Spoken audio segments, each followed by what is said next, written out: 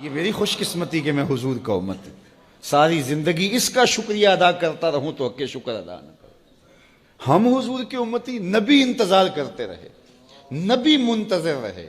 حضرت خلیل اللہ کی بارگاہ میں پکار رہے ہیں، ربنا وابعث فیہم رسولا، مالک رسول بھیج دے. کوئی کہتا ہے لیسا بفظ ولا بغلظ، وہ ترشرو نہیں ہوگا، سخت مزاج نہیں ہوگا، ماتھے پہ شکنے لانے والا نہیں ہوگا، وہ پیار بانٹنے والا ہوگا. بس وہ آیا جا رہا ہے. حضرت عیسیٰ نے تو نام بھی بتا دیا نا، مبشرا برسول یاتی من بعد اسمہ احمد.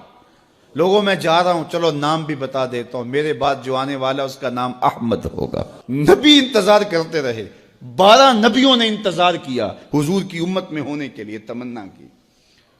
نستورہ راہب انتظار کرتا رہا، بحیرہ راہب انتظار کرتا رہا. شب ہجر کی سختیاں کوئی اس سے جا کے پوچھے، تیری راہ تکتے تکتے جسے صبح ہو گئی.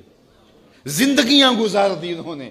سلمان فارسی کی کہانی سن لو. مجوسی کے بیٹے تھے، حق کی طلب میں نکلے، باپ نے گھر سے نکال دیا.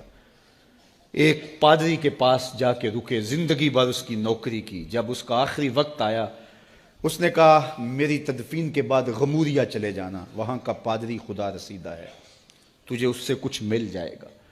کہتے میں وہاں سے غموریا آ گیا. پھر اس پادری کی ساری زندگی خدمت کی. جب وہ مرنے لگا تو اس نے کہا کوئی ایسا شخص نہیں ہے جس کے پاس اب میں تجھے بھیجوں، لیکن نبی آخر الزماں کے ظہور کے لمحے آ گئے ہیں. تو یہاں سے یثرب چلا جا، وہ اس نبی کی ہجرت گاہ ہوگی. تیری زندگی سنور جائے گی. تو نے بڑی محنت کی ہے، بڑی نوکری کی ہے میری. کہتے میں نے اس کو کہا کہیں ایسا نہ ہو میں دھوکہ کھا جو مجھے کوئی نشانی بتا دے. اس نے کہا 3 نشانیاں ہیں. ایک صدقہ نہیں لے گا، دوسرا ہدیہ رد نہیں کرے گا، تیسرا 2 کندھوں کے درمیان مہر نبوت ہو. کہتے ہیں میں نے اس کی تدفین کی. یثرب کی جانب جاتے ہوئے ایک قافلے میں شامل ہو گیا. انہوں نے مجھے پکڑ کے اپنا غلام بنا لیا، لیکن میرے پہ مہربانی یہ کی کہ مجھے بیچا جا کے مدینے میں. ایک یہودی نے مجھے خرید لیا. میں اس کے باغ میں گوڈی کرتا تھا، کام کرتا تھا، کھجوریں توڑتا تھا، لیکن میں انتظار میں تھا کہ کبھی وہ نبی آخر الزماں آئے تو مجھے دید ہو. کبھی عرش پر، کبھی فرش پر، کبھی ان کے در، کبھی در بدر. غم عاشقی تیرا شکریہ، میں کہاں کہاں سے گزر گیا.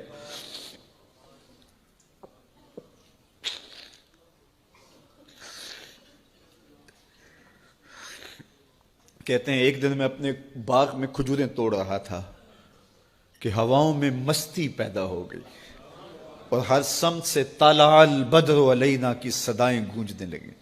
میں سمجھ گیا کہ وہ لمحے آ گئے. میں نے چھلانگ لگا دی اور دوڑ پڑا. میرے آقا نے سمجھا شاید غلام بھاگ گیا. اس نے دوڑ کے مجھے پکڑ لیا. میں نے اس کو کہا کہ میں نوکر تیرا ہی ہوں، لیکن دل نوکر کسی اور کا ہے. میں بھاگوں گا نہیں، مجھے جانے دے. میں کچھ کھجوریں لے گیا تھا صدقے کی نیت سے، جا کے حضور کو پیش کی. آقا کریم نے فرمایا ہم نبی صدقہ نہیں لیتے. کہتے ہیں نشانی ایک پوری ہوگی. کہتے ہیں کہ میں کچھ دنوں کے بعد اور کھجوریں لے گیا اور میری نیت ہدیہ کی تھی. میں نے پیش کی، حضور نے قبول فرما لی.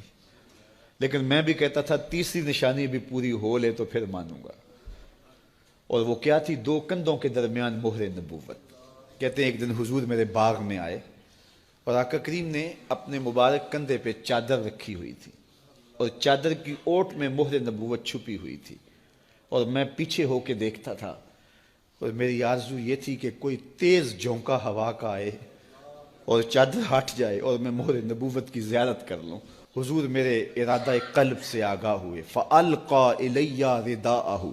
حضور نے چادر اتار کے میری جانب پھینکی اور پھر ایسے رخ کر کے فرمایا انظر الی ما امرت بہ. اس پادری نے جو بتایا تھا دیکھ لے آ کے. تو کہا میں نے دیکھا کہ حضور کے دو کے درمیان.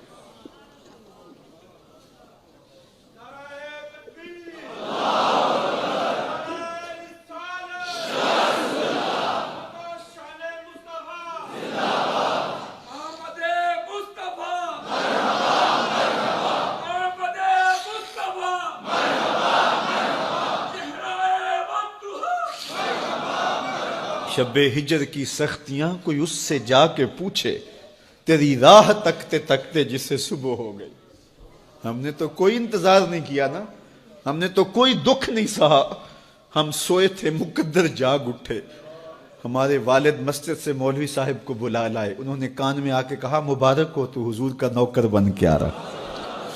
میرے والد گرامی ایک شعر جھوم کے پڑھا کرتے تھے، محمد جانے جانا ہے، پیغمبر ہو تو ایسا ہو، رسولوں کی بشارت سے مبشر ہو تو ایسا ہو، امر توقیر کا سب کو موکر ہو تو ایسا ہو، کیا ہم کو غلام ان کا مقدر ہو تو ایسا